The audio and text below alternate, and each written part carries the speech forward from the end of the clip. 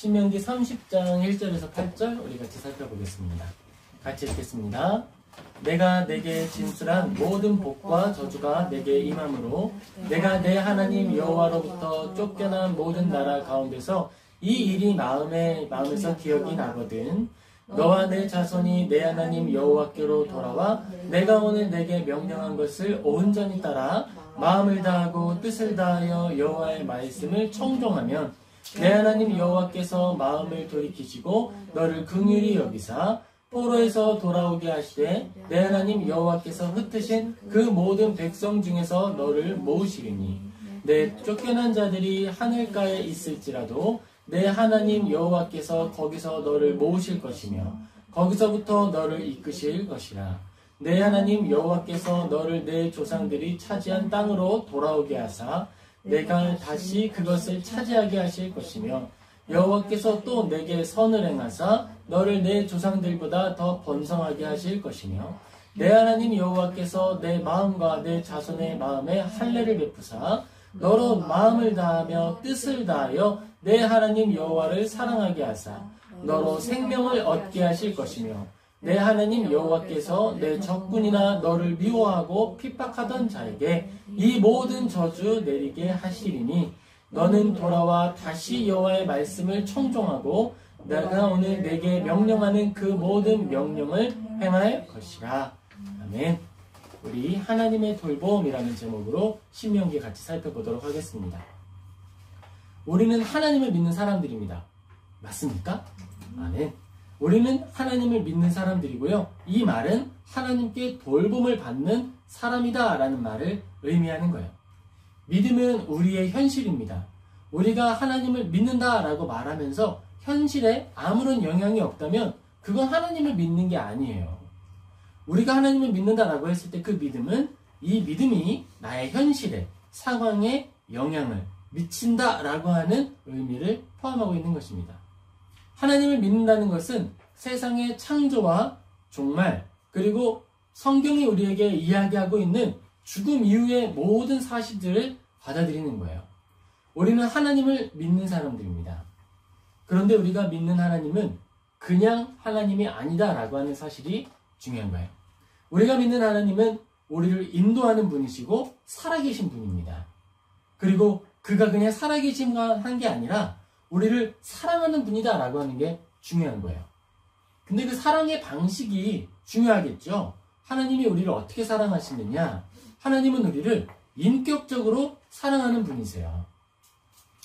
우리가 하나님을 사랑한다라고 하고 하나님이 우리를 사랑하신다라고 할 때 이게 우악스럽지 않은 사랑이다라고 하는 걸 기억하고 거기에서 은혜가 있기를 예수님의 이름으로 축복합니다.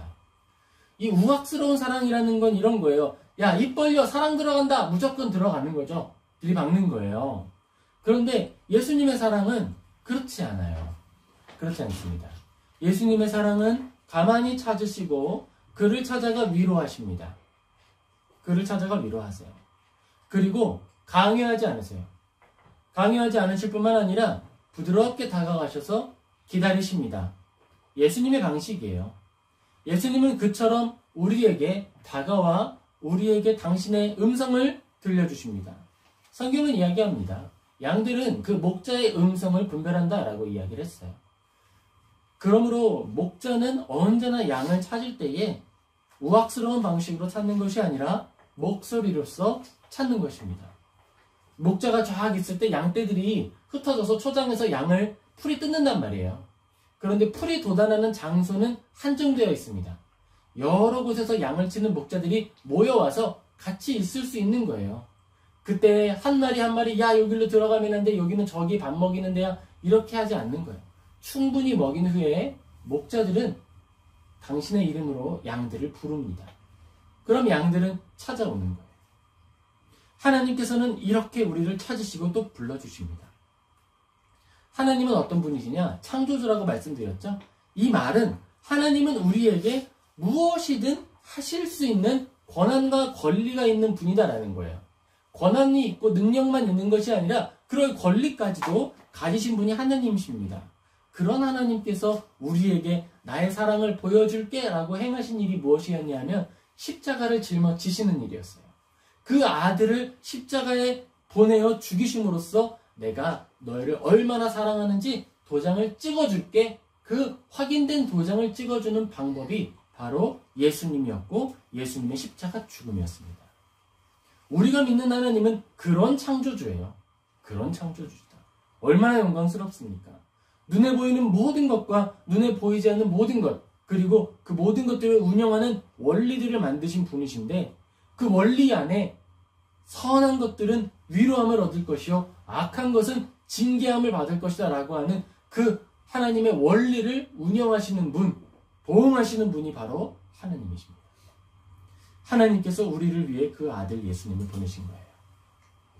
우리가 오늘 신명기를 같이 살펴보면서 하나님께부터 우리에게 오는 복과 또 저주, 또 그 말씀을 통해서 은혜 누리고 또 위로함을 얻는 저와 모든 성도님 되시기를 예수님의 이름으로 축복합니다.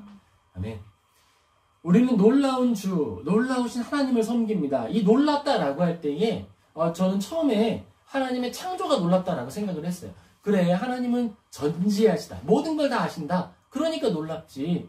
또 하나님은 전능하시다. 모든 일을 하실 수 있으시다. 그러니까 놀랍지. 그게 놀라운 줄 알았어요. 묵상할수록 놀랍죠. 얼마나 크고 놀라운 세상이며 얼마나 작고 세미한 세상입니까? 그 모든 것 안에 하나님의 흐름이 있고 사랑이 있고 능력이 담겨 있는데 놀랍지 않겠어요? 그런데 지금은 하나님의 놀랍다, 하나님의 그 놀라우심을 묵상하면 가장 먼저 떠오르는 건 십자가예요. 어떻게 그 아들을 이 땅 가운데 종의 형상으로 보내셨으며 십자가를 향해 걸어가셨을까? 예수님은 하늘의 영광보다 어떻게 그 십자가를 더 기쁘게 여기셨을까? 놀랍다. 얼마나 큰 영광인지 몰라요. 그 사랑을 받는 주인공이 바로 우리들이라고 하는 사실이 얼마나 영광스러운지 모릅니다. 우리의 능력과 우리의 호흡, 또 우리가 가지고 있는 많은 잘하는 것들과 또 모자란 것들, 그것들을 다 아시는 하나님이 그럼에도 불구하고 사랑하시고 안아주신다는 거예요. 우리에게 오셨고 우리를 안아주십니다. 죽음을 향해 달려가는 우리들이 이제는 하나님의 큰 사랑 안에서 십자가의 능력으로 인해서 영원한 영광을 추구하며 살아가게 되었어요. 이전에는 죽는 게 우리의 목표였습니다. 죽는 게 일이었어요. 죽음밖에는 다른 걸 추구할 수가 없었어요. 그런데 하나님이 십자가를 통해 영원한 것을 바라보게 하시고 소유하게 하셨습니다. 오늘 우리는 오늘을 살아가는데 그냥 24시간 안에 묶여있는 호흡이 있는 하루를 사는 게 아니라 영원함 속에 깃들어 있는 하루를 사는 거예요. 사람의 모든 생명에는 끝이 있습니다. 끝이 있어요. 우리의 모든 이 생명의 이 호흡에는 끝이 있다라는 거예요. 분명히 존재한다. 그렇기 때문에 우리가 가지고 있는 한계가 있습니다. 뭘까요? 우리가 아무리 많은 것들을 소유하고 아무리 많은 일을 할 수 있게 되더라도요, 결국 손을 펴고 내려놓고 떠나게 된다는 거예요. 사람의 생명에는 끝이 있기 때문에 우리가 추구할 수 있는 모든 가치들은 결국 무의미한 것으로 기울어져 가게 됩니다. 풀은 마르고 잎은 시들게 되는 그 상황이 오는 거예요. 하늘도 두루마리처럼 말려서 살아가게 될 것이고 이 땅도 다 눈이 녹듯이 녹아 사라지게 될 것입니다. 그러나 모든 것들이 존재했다라는 사실과 그것들이 언제나 하나님이 즐거움이 되었다라고 하는 사실이 하나님 안에 기록된다라는 거예요. 사실 하나님이 계시기 때문에 우리가 의미 있어요. 하나님이 계시지 않다면 우리는 의미가 없습니다. 우리의 존재 이유가 하나님께 있어요. 우리가 금요일 날 이제 기도회를 하기 전에 잠깐 이야기를 나누면서 이런 이야기가 나온 적이 있습니다. 하나님이 계시지 않다면 우리는 죽는 게 인생의 목적지니까 일찍 죽는 게 가장 효율적인 일일 것이다. 그런데 하나님이 존재하지 않는다라고 생각할 때에는 그 말이 맞는 말인 거예요. 하나님이 존재하지 않는다면 내가 추구할 수 있는, 내가 누릴 수 있는 행복의 총량이 불행의 총량보다 작다면, 그렇다면 불행이 더 커지기 전에 덜 누리는 것이 효율적일 수 있다는 거죠. 효율이라는 의미로 봤을 때.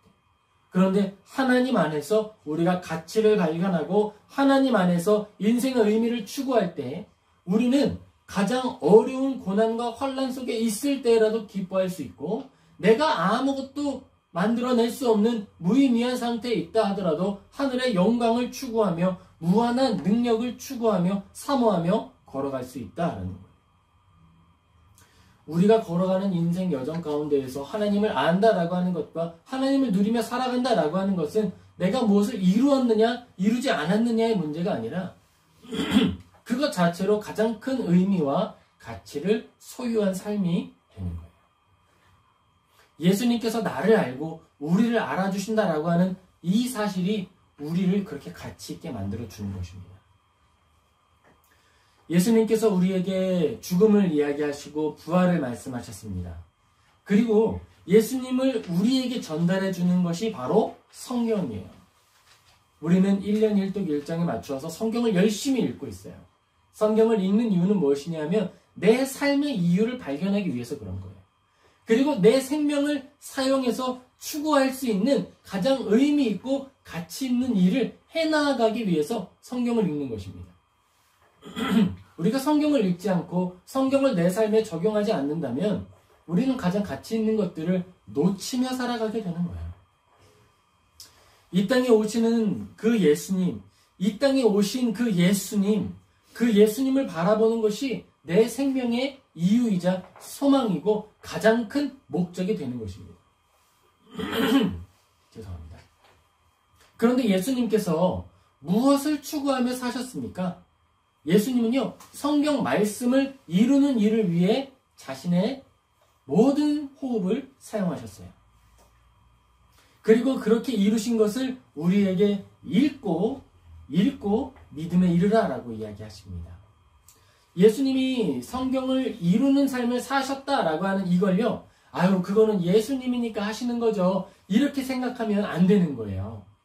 이것은 예수님께서 이 성경의 말씀을 내 삶에 이루며 사는 일이 가장 가치 있는 일이다라고 하는 그 모범을 우리에게 보여주신 거예요.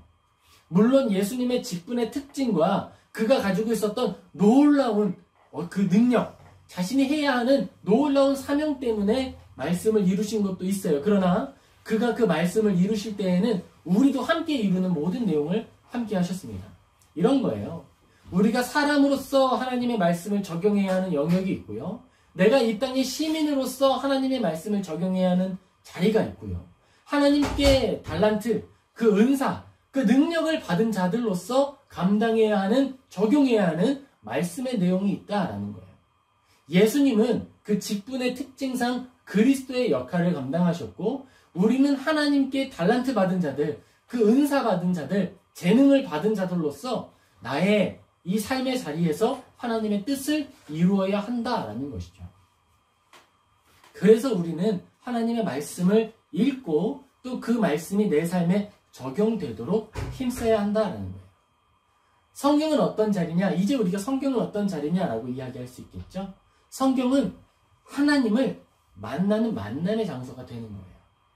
하나님, 저 삶을 이렇게 살았어요. 하나님 어떠세요? 이 질문을 던질 수 있는 자리가 성경이에요. 하나님, 죄송해요. 저 실수했어요. 어떻게 할까요?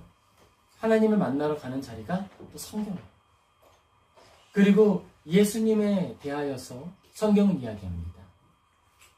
너희들의 죄가 주홍 같을지라도 씻어줄 거야.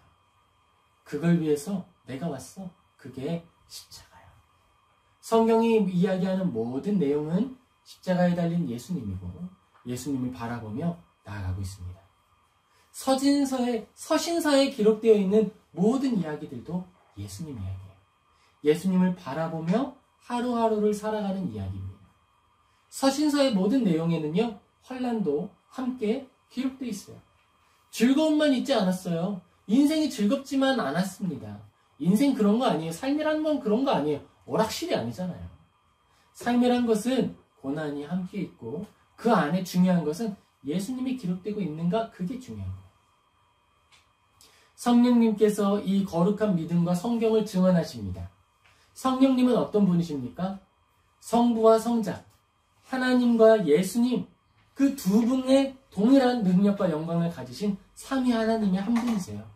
그런데 그 성령님은 우리에게 말씀하시는데 내가 하고 싶은 말을 하지 않으시죠? 성경을 우리에게 증언하시고 성경을 통해 예수님이 하신 말씀을 통해 우리에게 당신의 이야기를 들려주세요.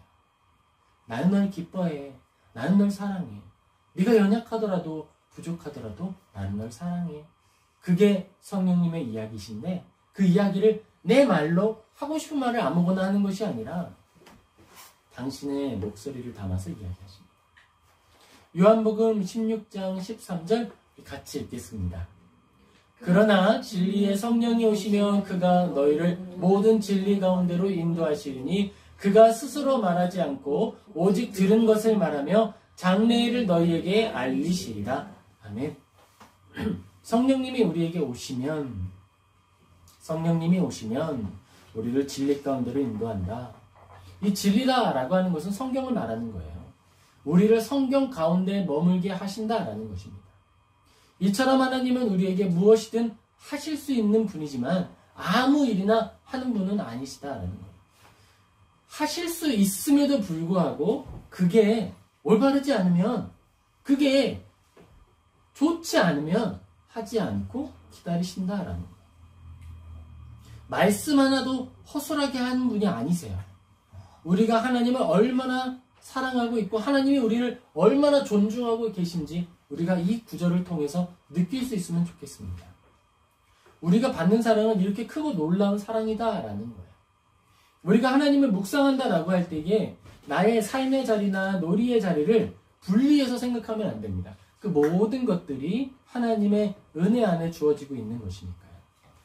예수님과 성령님께서 우리에게 성경이 하나님의 말씀이고 우리가 따라가야 할 길이다라고 하는 것들을 증언해 주시는 거예요. 사실 우리가 주일에 한번 예배를 드리고 또 주일에 한번 하나님을 만난다 이렇게 생각하면 인생 정말 쉽지 않습니다. 그렇게 생각하고 살아가면 6일 동안은 내 힘과 내 능력으로만 행해야 되는 거잖아요. 겁나지 않으세요? 무섭지 않을까요? 내게 찾아오는 많은 사건들 속에서 하나님을 빼고 생각한다 그러면 내가 해결할 수 있는 일이 몇 가지나 될까요?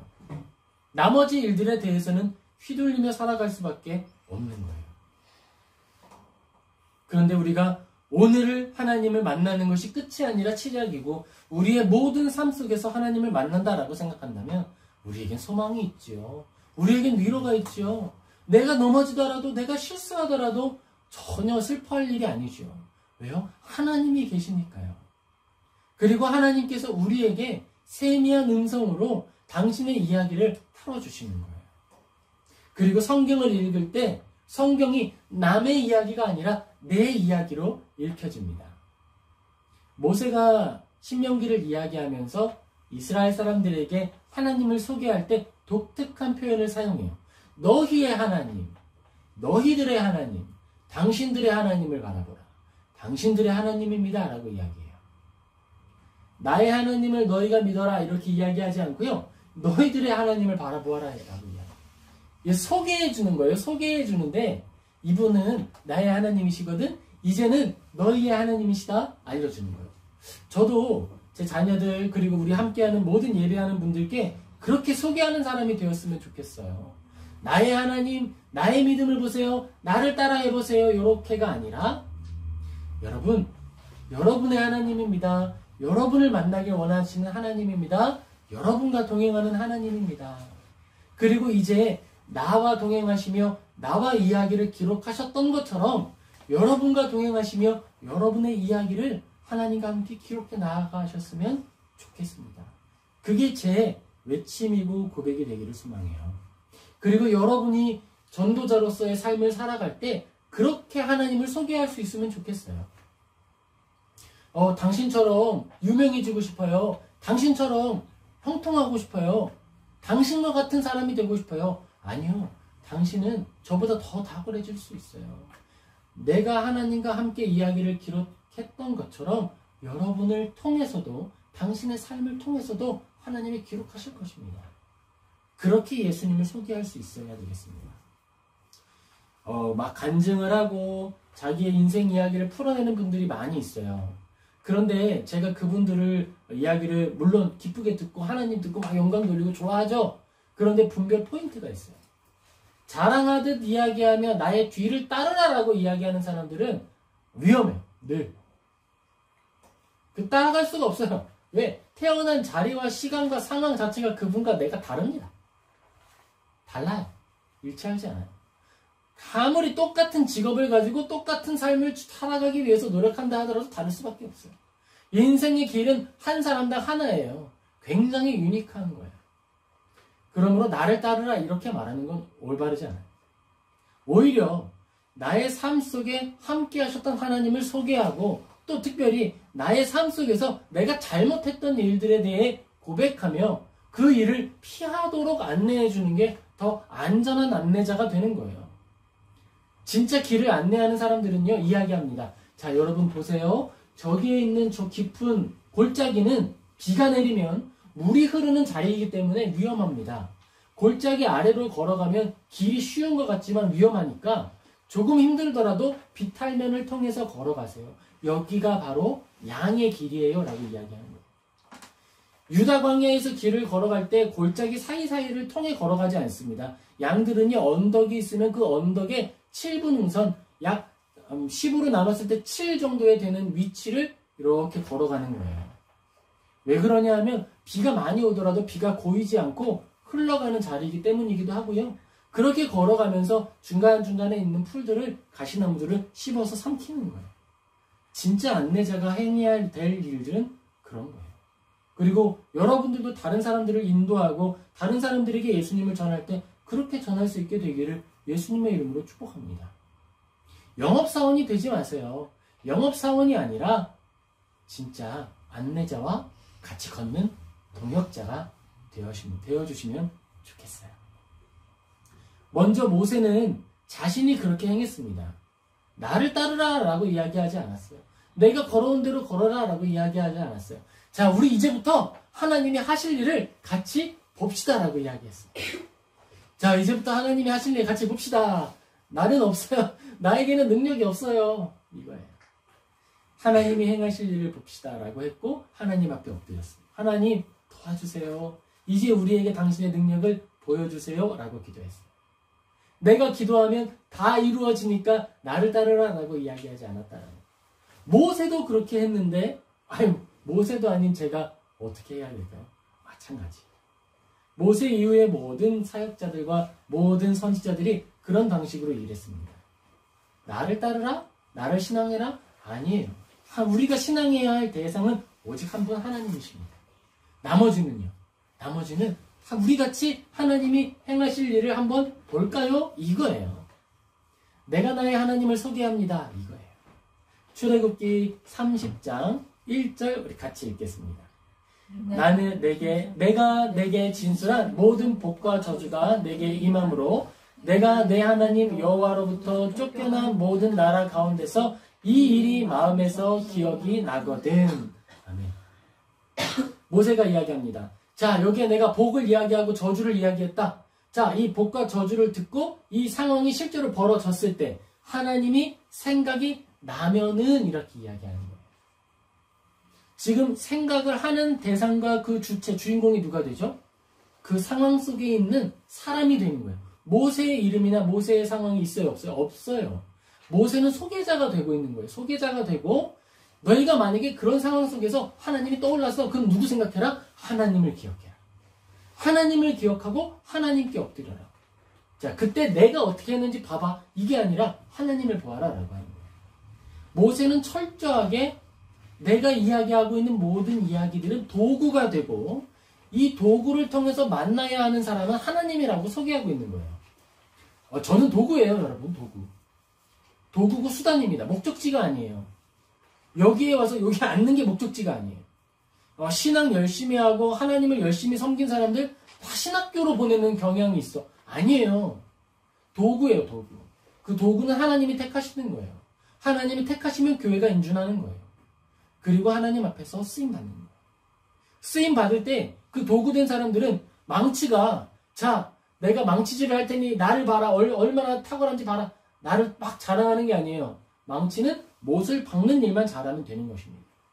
그러면 그 지어진 집은 하나님이 지으시는 것이고 내 망치가 하는 일은 그 집 짓는 일에 못 박는 일로 기여한 것 뿐인 거예요.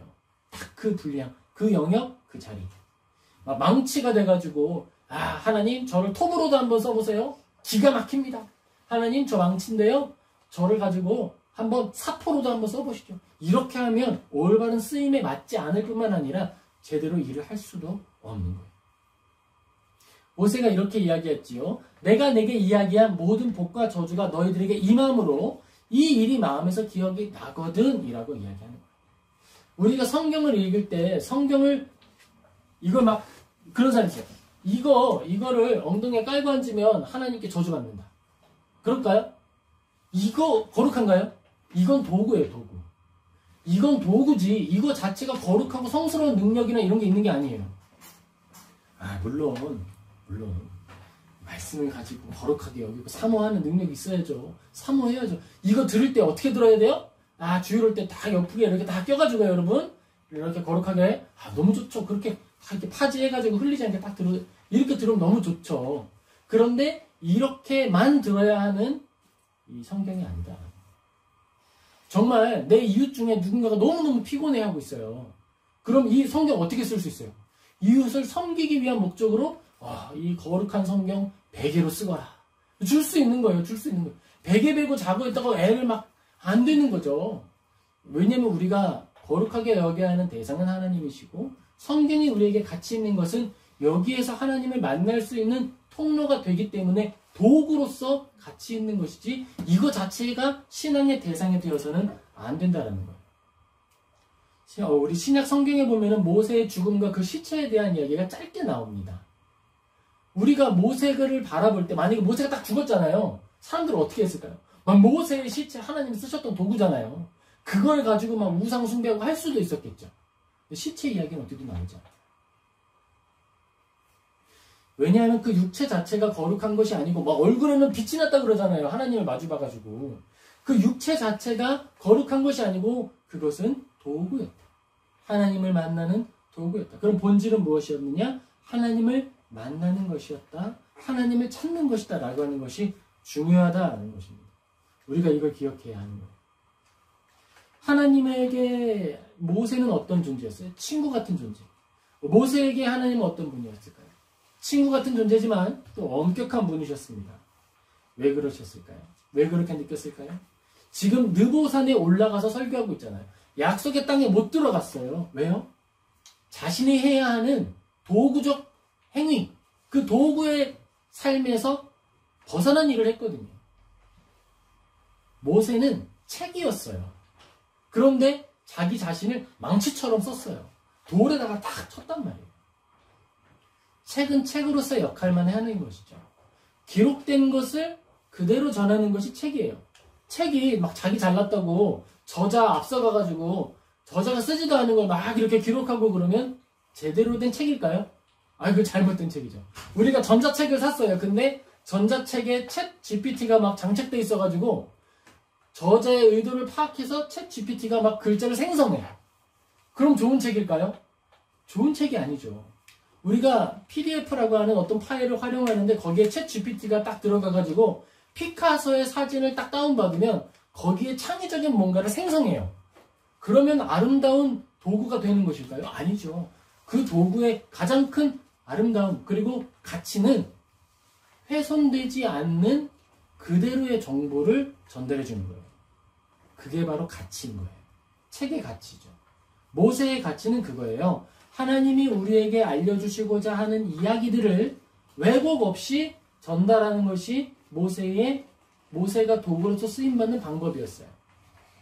우리도 그래요.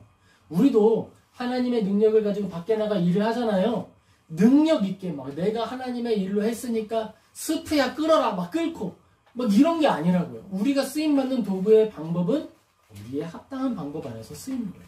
인간으로서 쓰이고 또 내가 시민으로서 쓰이고 재능의 영역으로서 쓰이면 그것으로 족하고 만족하고 감사한 거예요. 그리고 거기에 덧붙여서 복음의 통로로 써주신다 그러면 얼마나 아름답고 감사합니까? 그런데 여기에 내 사회적 지위를 덧붙여가지고 나 사장이니까 내 직원들 다 교회 나가.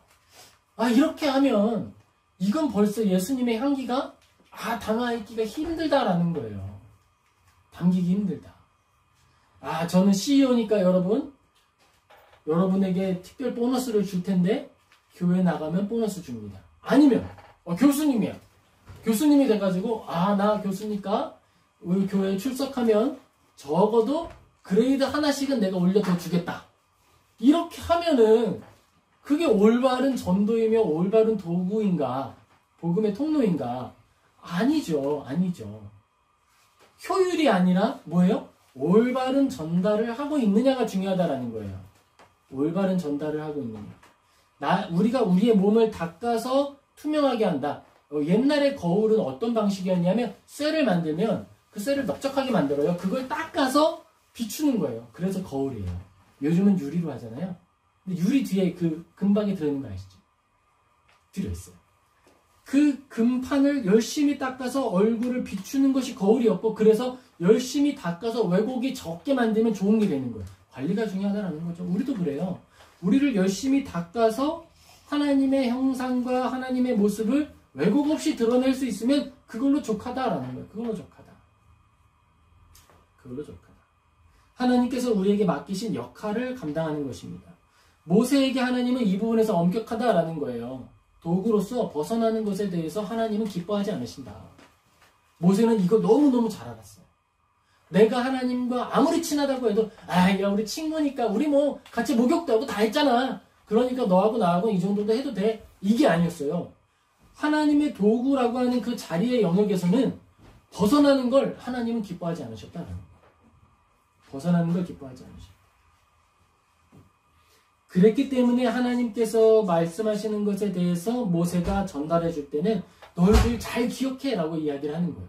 그리고 만약에 너희들이 흩어져서 쫓겨났을 때 뭐예요? 하나님께 범죄해가지고 약속의 땅을 떠나게 됐을 때 말하는 거예요. 예레미야 시기를 말하는 거예요.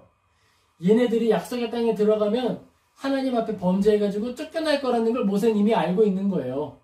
야, 너희 쫓겨난다 하더라도 포기하지 말고 그때 하나님이 생각나면 하나님께로 돌아가. 이렇게 얘기하는 거예요.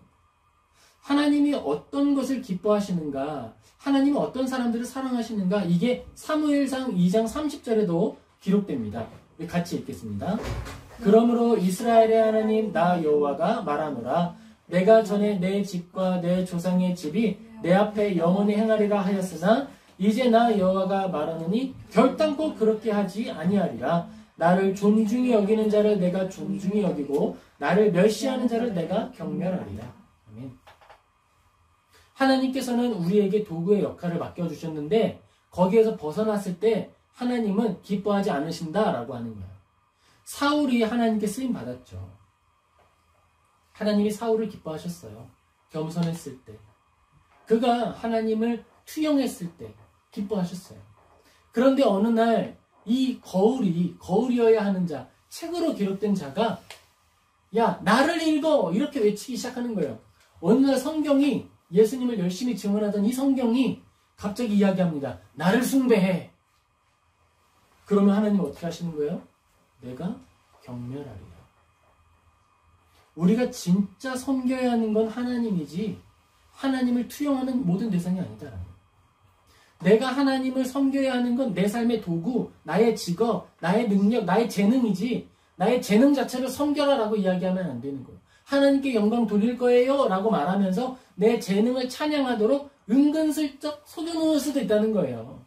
근데 그렇게 하면 안 되는 거죠.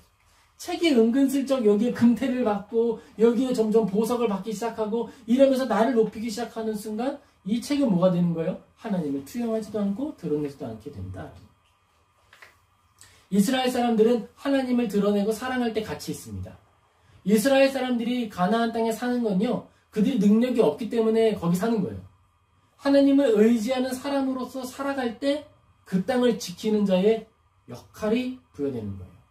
이스라엘은요, 삼면이 뚫려 있어요. 그래서 사람들이 공격하려고 하면 세 방향에서 그냥 우겨싸서 공격을 당할 수 있는 나라예요. 얼마나 불리한지 몰라요. 그런데 그 땅을 살고 있는 이스라엘 사람들이 능력이 부족하기 때문에 의미 있는 거예요. 병력이 많지 않기 때문에 의미 있는 거예요. 하나님께서 이스라엘 사람들에게 이야기하십니다. 너희들이 왕이 세울게 될 거야. 왕을 세울 때 많은 병거를 만들지 마. 너희들이 그 땅을 지키는 능력은 너희들의 병거가 아니라 나야. 내가 너희들을 지키는 존재 하나님이다 라고 하는 걸 알려주시는 거예요. 이스라엘 사람들은 무능한 능력과 부족한 능력을 통해서 하나님을 크게 높이는 사람들이 되어야 하는 거예요. 그게 우리들입니다. 그게 우리들이에요. 내가 높아지기를 원하고 내가 드러나기를 원하는 것이 아니라 하나님을 높이는 도구 되는 거예요.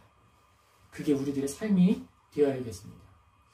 이스라엘 사람들은 하나님을 섬겼을 때 어떻게 섬겼느냐 하면 하나님과 광야 생활을 같이 했던 사람들이 살아있는 동안에 이스라엘 사람들이 하나님을 섬겼어요.